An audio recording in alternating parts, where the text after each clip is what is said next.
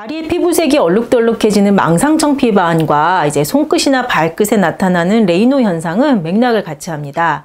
혈액순환 장애라는 큰 원칙은 동일하지만요. 정확한 이제 체질 진단과 치료를 그 다음에 생활 교정이 반드시 필요합니다. 망상청피반, 그물 모양 우렬반은 주로 다리 위주로 피부색이 얼룩덜룩해진 질환이죠. 초기에는 붉은 그물 모양으로 얼룩덜룩하다가 점차 이제 청자색으로 이제 진해지고 그물이 넓어지면서 상체로 확산되는 것이 특징입니다. 망상청피반, 그물 모양 우렬반은 혈관에 염증과 혈전이 있는 경우, 그 다음에 혈류순환 장애만 있는 경우로 크게 나눌 수 있습니다.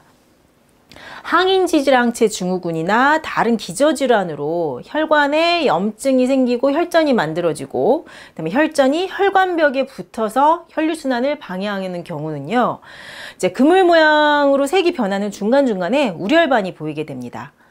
여기서 이제 우렬반이란 용어가 어렵죠. 이제 우렬이란 피가 모였단 말인데요. 피가 모여서 반, 모양을 이루었다라고 생각하면 됩니다. 혈관염, 혈전이 있는 경우에 망상청피반은 우렬반, 피가 뭉친 것이 중간중간 나타나고 우렬반 사이사이로 그물처럼 얼기설기 색이 변합니다.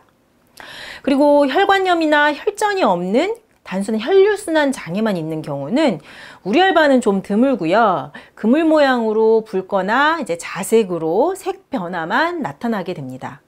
어쨌든 두 가지 모두 혈류순환 장애가 잘 안 되는 것이 기본이고요. 혈류순환이 원활하지 않다는 이유를 한의학적인 용어로 혈허라고 표현하죠. 이제 혈허인 상황에서 추위에 노출되면 혈관벽이 과도하게 수축해서 피부 표면에 혈액 공급을 하지 않거나 혹은 조금만 서 있거나 앉아 있어도 하지로 피가 쏠리면서 혈액순환이 제대로 되지 않아서 색이 변하게 됩니다.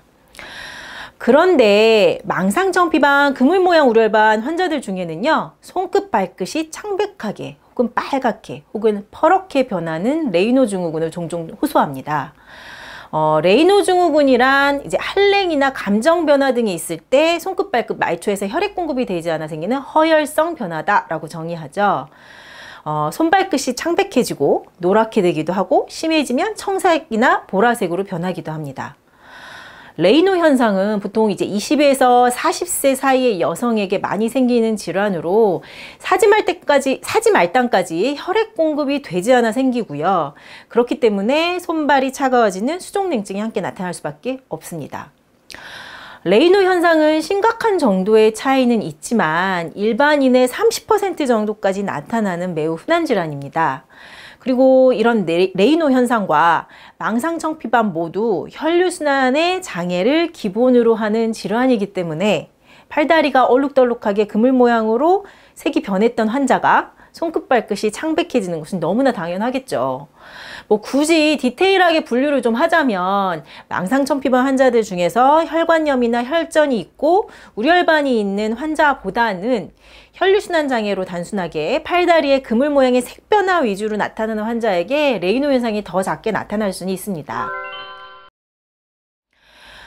팔다리가 그물 모양으로 얼룩덜룩해지는 망상청피반, 손끝 발끝이 차가워지고 창백해지는 레이노 현상 모두 혈액순환 장애에서 기인하는 맥락을 같이 하는 질환입니다. 체질 그리고 다른 건강 상태, 이제 혈관염이나 혈전의 유무 등등에 있어서 세부 상황은 조금 다르겠지만요. 치료에 있어서 큰 원칙은 동일한 질환이다라고 생각하면 됩니다. 망상청피반과 레이노 현상 치료를 위해서는 정확하게 체질 진단 받고 치료도 중요하지만요. 빠른 치료와 재발을 방지하기 위해서는 식이나 생활, 운동 관리가 반드시 중요한 질환입니다.